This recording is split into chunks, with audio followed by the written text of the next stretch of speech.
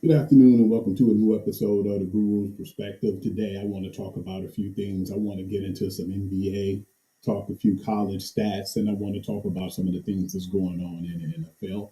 It wasn't a lot of stuff that was going on right now, but I still wanted to get on here and do the show today because this is not only going to be the Guru Perspective, we're going to save this show for, tomorrow for the Guru Sports Session, and I want to relay a few things to you guys and just tell you some of the news that I've been seeing that was going on around the league. Because Wednesday we won't be doing the show. That's why I'm pre-recording today. And I wanted to give you guys a few topics. And then we're going to start fresh going into next week. It's a lot of things that's going on for next week for sure. I'm going to be pretty busy. We have what we all know as what's going to be the NFL free agency. It's a lot of things that's starting to cook and things that's going on right now. A few players that was on the move, and I want to get into that. I'm going to be quite busy next week too. So I'm not going to be doing the show on Tuesday. I'm going to be gathering and getting all the information together from the players because it's official on the 20th or the 21st, if I'm not mistaken. The moves are on actually on the 12th that you could get as far as the official news that's going on around the league. And those will be definitely made official going into the new league year. I want to start off and I want to go into my NBA basketball news. It's some unfortunate bad events that's been going on right now in the NBA. But I want to start off and say after making the NBA Finals last season, the Dallas Mavericks are having a nightmare season and it just keep getting worse. They had some injuries that happened on top of what happened first and foremost, and I think they really started to I believe it's like a snowball effect now. And what started off was bad is starting to tumble and get even worse now for the Dallas Mavericks. I want to start off and I want to talk about what happened. Of course, everybody know that Luka Doncic was traded for Anthony Davis. And now after that trade, Anthony Davis didn't even play but a half of basketball and he was injured. And right now, Anthony Davis is out indefinitely. Derek Lively the third, one of their young guys, one of their young big men at that, who really got them started and really took them to the next level in playoffs, definitely in the finals. Derek Lively the third, he's out indefinitely as well. Daniel Gafford is out indefinitely. So you have basically your top player and your leader on the team, the point guard. He leaves and he's traded to the Lakers. Anthony Davis in that trade that they got from the Lakers, he's out injured after playing a half of basketball. Derek Lively the third is out indefinitely. Your big man that you got in the draft. And then Daniel Gafford is out as well. And now the worst of all the news, Kyrie would have been at least a distributor to help out and facilitate everything that was going on the basketball court. Yesterday, he had quite a scare. I thought that it was just probably going to be a leg injury and he'll only be out for a couple of weeks and come back and be ready for the playoffs. But now, today, the news has said that Kyrie Irving is out with a torn ACL, and that injury is a season long injury. So he might not be back sometime till next year in 2025, maybe 2026, who knows? But yeah, by him having that torn ACL, he's going to be out for a while now. And it's unfortunate because we're starting to really shape off and get closer into who's going to be ranked. And we're getting into the March and the April of the seasons where the playoff rankings is going to start to take effect. So it's pretty sad because, I love Kyrie as a player. And I know people give him a bad name of what happened over with the Brooklyn Nets. But still, I feel like the things that he do off the court has been phenomenal for women's basketball, for sure, in the WNBA, and just in general. I don't think that really, they give him enough credit for that. But him being out, it really hurt them because now when you look at it, you had Luka and you had Kyrie. You get rid of one of them, you still have the other. And now he's out hurt for the season. I don't know what it's going to be for Dallas right now. I don't even see them making the play-in game. I believe that they'll be out now. It's a possibility that they might see some good things now. One of the guys in the draft, like Cooper Flag, might be available. Who knows? But we'll check and see what happened the rest of the season. The league-wide scoring average in the NBA this month is, and this was the month of November, was 114.9 points average per game. That would be the highest in the month of February since the 1969-1970 season, which was 118.9. The Chicago Bulls' Josh Giddey over the last three games, he had 75 plus points, 40 plus rebounds, 20 plus assists, 10 plus made threes, and 10 plus stocks, which,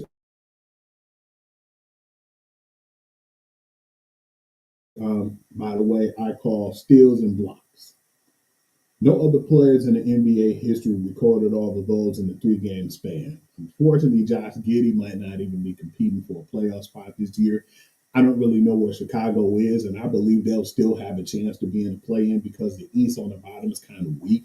I'm just glad the Detroit Pistons are starting to do better. I believe right now they're in the 6th seed trying to fight for the 4th seed. But right now, I still think the Chicago will have a chance. The Lakers, Luka Doncic over the last 2 games, he had 51 points, 25 rebounds, 19 assists, 7 steals, and 3 blocks. The last NBA player to reach all of those numbers over a 2 game span was Larry Bird from January the 11th to January the 13th for the 1982 season. So that speaks volumes of what Luka's been doing over there in LA. Unfortunately, Dallas is getting the bad end of it right now from the injuries. But when you look at LA, they were like maybe the 11th, 12th seed at the time before they ended up getting Luka, and now they're in the 2nd seed right now in the West. You can lose a game and you can easily go down to the 6th, 7th seed. It's so close over there. So much parity is going on in the West. Right now, the only team I think has a secure lock is the OKC Thunder right now at the number 1 seed when only losing 11 games this season. And then you have Denver right on the coattail, who's at the number 3 seed, who was the number 2 seed, who got taken over by the Lakers. Luka Doncic also had a triple double on all the 32 teams in the NBA, so that's pretty neat, including his former team, the Dallas Mavericks, and he just did that recently. The Lakers, Luka Doncic against the Dallas Mavericks on February the 25th, 2025, of course. He had 19 points, 15 rebounds, and he had 12 assists in that game. It was a closer game than what I thought. With all the guys being healthy, it looked like a pretty good contest. Unfortunately, Anthony Davis wasn't there. So with that game, even though the LA Lakers won, I still wanted to know how that game would have materialized with Anthony Davis playing. So until I see that, I can't even really give my take. But with all these guys being out now with your Gaffers and Lively's and Kyrie, and I don't really know if they'll be able to bounce back now. And if they do play LA again, I don't even see any difference. It might be more of a blowout now because that game was relatively close. I don't see them competing this year, unfortunately. I hope they can get in a playoff game and make a little noise, but with those type of injuries, I don't think it's no turning back. No other player in the NBA history had at least a dozen of each of his first game against his former team. So that lets you know just what it meant for him to be in Dallas. And now it's getting really bad over there too because the people wanted their refunds back on their tickets after Luka left, and now they're talking about increasing prices over there. So it's complete chaos. So let's see what happens over there in the Dallas Mavericks organization. LeBron James, Luka Doncic, Austin Reeves of the LA Lakers are the first teammate trio in the NBA history to combine for 75 plus points, 35 plus rebounds, 25 plus free throws made, and 15 plus assists. 5 plus made in a regulation game. 5 plus threes, that is. So that's what I'm saying. LA is starting to cook now while, the sizzle in Dallas is starting to go down, unfortunately. LeBron James is 1 point away from reaching 50,000 points in the NBA. LeBron James is the only NBA player in history to reach that mark. I'm looking at it too, and I still feel like he still have more room for improvement. If he was more of one of those me first type players, if he had that mellow in him or that dog where he always wanted to ball, He probably be at 60,000 right now as we speak. So that just speaks volumes on how well he is as a teammate, how he distributes, and how he's collectively one of the best players in the game right now. And I believe if he can reach that 60,000, getting close to the 70,000 mark, we're going to have a different conversation on who's your GOAT in the NBA, because I love what Jordan did in the league. He won 6 NBA titles and haven't lost any. LeBron have a few losses on his sleeve, but just what he's done for the game, I feel like he's doing such more of an impact of the game. And at the age of 40, to still be putting up MVP numbers, I think his numbers possibly in some categories are better than what he put up to when he was with Miami, when he was still like in his like early 30s in his prime. So him being 40 right now just lets you know what impact he has on the game. And it still looks like he's not slowing down. I want to get into the Dyson Daniels kid from the Atlanta Hawks too. That's one of the guys who I feel like he's one of the better guys when it comes to steals in the league, and I don't think people really give him credit. Dyson has the most games with 7+ steals. He has 3 games where he stole the ball 7 or more times. 6+ steals in 7 games.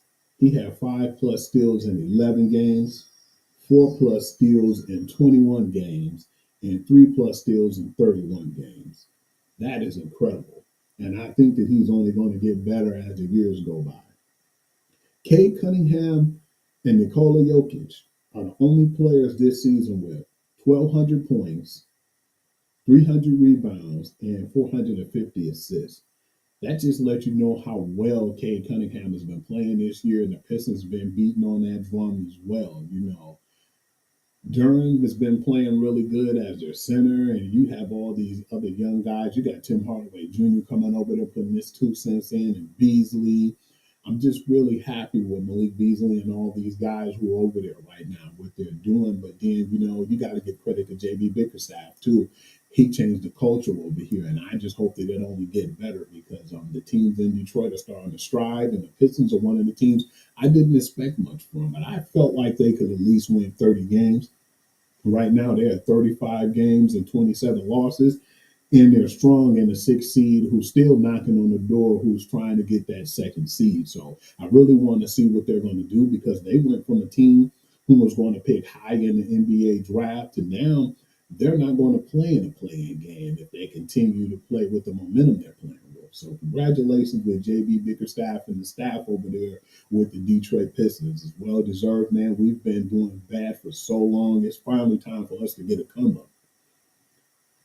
Detroit Pistons are on a winning streak of 8 straight games, including a 20-point blowout over the defending champion Boston Celtics. Yeah, they lost just recently to the Denver Nuggets, and the game was pretty competitive, but Denver pulled away.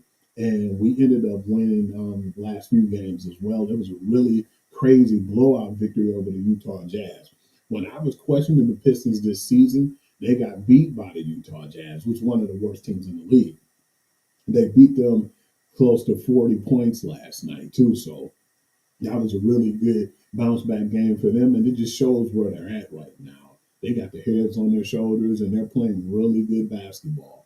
I'm definitely glad to see what JB Bickerstaff did. Like I said, Drew Casey and Monty Williams were both there. And, in the years they was there, we only won 31 games. And we have Bickerstaff there now, and it's not even really the rest of the season yet. It was at the halfway point where we already won and reached our 31-game win streak. I want to talk about some things with Steph Curry too, because I don't really think people understand and give that man credit where credit is due. He's one of the best, if not the best shooter I ever seen in my era. I'm talking about he's better than his dad. He's better than Glenn Rice.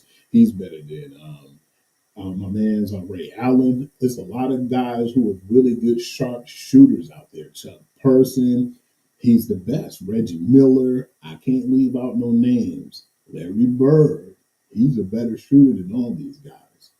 The most threes in the season before Stephen Curry was Ray Allen with 269. He had 402. Most games with 10 threes. J.R. Smith had 3 games with those like 10 threes at least, average on 10 threes. Stephen Curry has 22. Most threes from 27 plus feet. Kobe Bryant had 211. Steph Curry has 703. Listen to these numbers, people. They're ridiculous. Most seasons leading the NBA in threes. Ray Allen had 3 seasons. Steph Curry had 7. Most seasons averaging 5 made threes per game. Every player in NBA history combined for 0. Steph Curry has 4. You guys better give him his flowers while he's in the league right now, because I know a lot of people get tired of when you're winning, and Golden State was really trending in that era. They won 4 championships and look pretty good as of now. They got Jimmy Buckets over there, and they're starting to resurge again. They know this is their one last hurrah. This is their last ride. So I definitely want to see what they do and how far they get this season. 12 years ago, on February the 27th, this is an important day, it seems like, for Stephen Curry in basketball, because he made history on this same day years apart. And this is ridiculous. Like I said, February 27th, 2013, Stephen Curry had 54 points, 11 three-pointers made on the road versus the New York Knicks. 9 years ago, the same day, Stephen Curry had 47 points, 12 made three-pointers on the road versus OKC Thunder. Just recently, on February 27, 2025, Stephen Curry had 56 points, 12 three-pointers made against the Orlando Magic. And he was one shy of making a stat that I just made up that I thought that was pretty cool. A triple dozen. He would have had 3 games on that day, February the 27th, making 12 threes. He was just 1 3 shy. So, like I said, man, I'm definitely giving this guy his flowers right now. And by the way, this is my last stat on Steph Curry. Stephen Curry's 12 three-pointers on the 27 total 357 feet, 29.8 per three. That is the longest average distance of a player made in threes in the game with 10 or more in NBA history. I want to get off and talk about now Tyrese Halliburton. On February the 28th, 2025, Tyrese Halliburton had 10 plus threes, 3 plus steals, and no more than 1 turnover in each of his last 3 games that he played. That's the longest such streak by an NBA player since Muggsy Bogues had 3 game streak in February of 1992. And the Pacers are one of those teams who's also surging when it comes to the NBA East. Of the Thunder, 146 points recently. 105 were either scored or assisted by Shai Gilgeous-Alexander or Jalen Williams. Neither of them committed a turnover. No other NBA teammate duo in the last 40 years has accounted for that many points in a game while having no turnovers. Now I want to start talking about some of my college stats too. We're about to get into a lot in college, so I haven't really talked too much about it. It's going to be some brief things that I talk about in some of the stats. You know what month this is. This is March. We're about to get ready for them to get their brackets together. And then I know too, they're going to be doing some of their divisional round championship games and trying to clinch their divisions. So I won't really get too deep into it because I know March Madness around the corner, and I know we're all been waiting for it. I'm definitely excited. This is my favorite time of year in college hoops when it comes to men and women. In each of the last 3 games, BYU has scored at least 90 points, shot at least 50% of their field goals, made at least a dozen threes, and had fewer than a dozen turnovers. No other Division One team this century has done that 3 games in a row. Otega Awu of the Kentucky Wildcats is the only Division One player this century. You hear me what I just said? I'll repeat that. This century to score 25 plus points on the road and to win against the team he played for the previous season. In the 21st century, only one Division One player had 2,000 plus points, 500 plus rebounds, 500 plus assists, 50 plus field goals, 40 plus 3-point percentage, and an 80 plus field goal percentage. In his or her career, that player is, I know my man's E-Buck gonna like this, UConn's Paige Beckers. So congratulations to Paige on that accomplishment. We all know how cold she is. I talked to my buddies, and I know one of my main buddies who listening in too, he's going to check out the show, love him to death. My man Ruben J. Thomas III. He loves Paige Beckers, man, and I know how his eyes glow whenever you talk about her. So that was for you guys, my UConn fans out there. Michigan has 11 wins by 4 or fewer points in Big Ten play this year. No other Division I men's or women's team has a double-digit such win against conference opponents in a single season this century. I don't know what to say. Congratulations, Michigan. I'm glad because you guys are winning.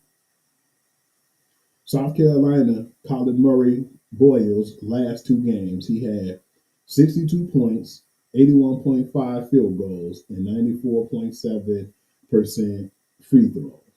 He is the only player of this century in the NBA, WNBA, or Division I men or women's to reach those three marks in a two-game span. Congratulations, young man. March the 1st for Columbia against Brown, Kitty Henderson recorded 19 points, 12 rebounds, 10 assists, 4 steals, and a turnover. The only other D1 woman player in this century to match that line also played for Columbia is Caitlin Davis on January 28th, 2023 versus Dartmouth. Now I want to talk about some of the things that went on in the NFL. I had to look right quick because there's so much news that's starting to come about now. They're, like I say, about to get into free agent frenzy. I know I'm going to be pretty busy. I'll let you guys know when that come about too. And I'll let you know where you can find me at on my network. So whenever you're looking for that news, you can catch up and find out what's going on. Because I usually try to make the breaking news. I usually get ESPN. I'm trying to go neck and neck with Bleacher Report, but I'm trying to keep the fresh news out there for you guys to be entertained on, and I will give you that information and how you can find that too as well. First thing that happened just recently in the NFL was Deebo Samuel was traded to the Washington Commanders for a fifth-round draft pick. I know people were making fun of Deebo. They said he gained a lot of weight. He gained 20 pounds. He wasn't the same player he was a couple of years ago, and he might not be the same player he was a couple of years ago. I just feel like they were giving out too much money. They gave out money to like 120 million to Brandon Ayuk for 4 years, and he hurt himself, had an ACL injury. He was out for the season. At this time, I believe they wanted Deebo Samuels to excel. He didn't live quite up to the expectations that I thought he was going to be this year. And when you see it too, that was just room for disaster. They already have a $120 million player that they had on their roster. Now, I know he wasn't happy after the season and he wanted to be traded. I know they didn't lose any sleep over that neither. They was definitely quick to let him go. And I think he's going to be good for the Washington Commanders, who already was a good team. They got some veterans over there and some people who's playing and surrounding, Jaden Daniels. So I just want to see how that start off and how that materialized going into the 2025-2026 season. So that was a good pickup too, because you can't double team who I call Scary Terry McLaurin over there in Washington. He don't get quite the credit he deserved. I believe he's definitely the for sure number one receiver over there. And Deebo will probably be over there to help get a little bit of weight off of him in that sense. Philadelphia Eagles released cornerback Darius Slay. He was designated to be cut on June the 1st. It will save the Philadelphia Eagles $4.3 million on overthecap.com. If that's how you guys want to know how I'm getting some of this information, I go there too and see why they cut players and how much money the team saved, by the way. I believe it was good news for a team who needs a veteran cornerback and who can help them out. I still feel like it'll be a good reunion for him to come back to the Detroit Lions. That's just my opinion. But he has a lot of places he can go. The door's open for him. I know he wanted to have a reunion here, so it'll be great to get him back in that Honolulu blue. I definitely wouldn't lose any sleep to get a veteran presence over here. I do like Amik Roberts. I don't know what's going on with Carlton Davis yet. And I still feel like the young rookie guys that we had, Tyrion Arnold and Enos Rickestraw, that'll help them and that'll get them a veteran presence that they can learn from. But yeah, it was bad news for Philadelphia Eagle fans, but I still feel like you guys got your future right now with the Quentin Kidd and y'all have no Quinyon Mitchell. I'm sorry, Quinyon Mitchell, and then you guys have Cooper DeJean, who was phenomenal in the Super Bowl. So I believe you guys' future is still bright. And on the other hand, too, today the Philadelphia Eagles released veteran cornerback James Bradbury. He's also designated to be released on June the 1st designation.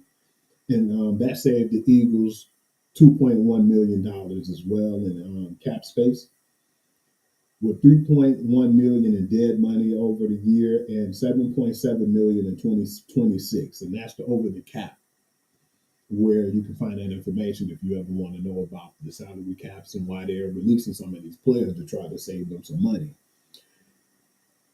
Wide receiver from the Cincinnati Bengals, I was feeling like this was a spit in the face for T. Higgins. He got franchise tagged again for the second straight year.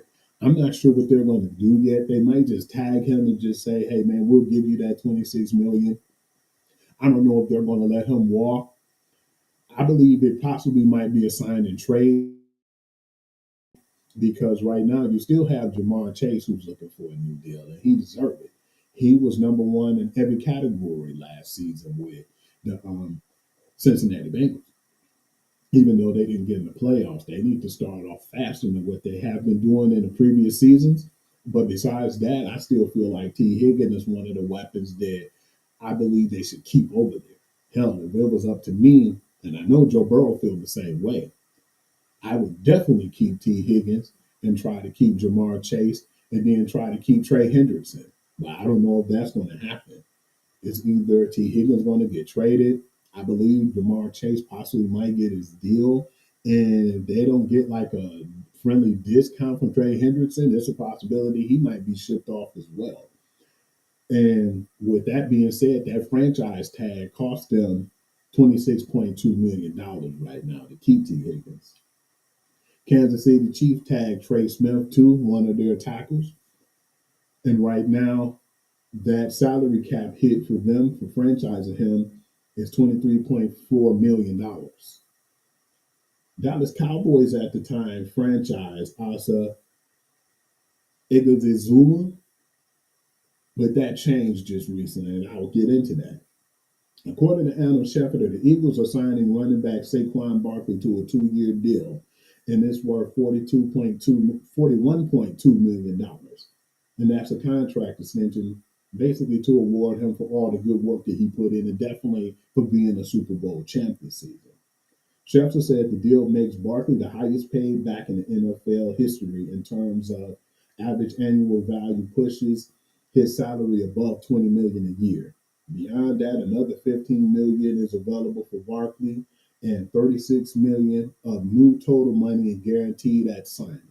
So congratulations to Saquon Barkley. That just gives me hope because I love the running back position. And 2 years ago, people was looking at it like it was dead.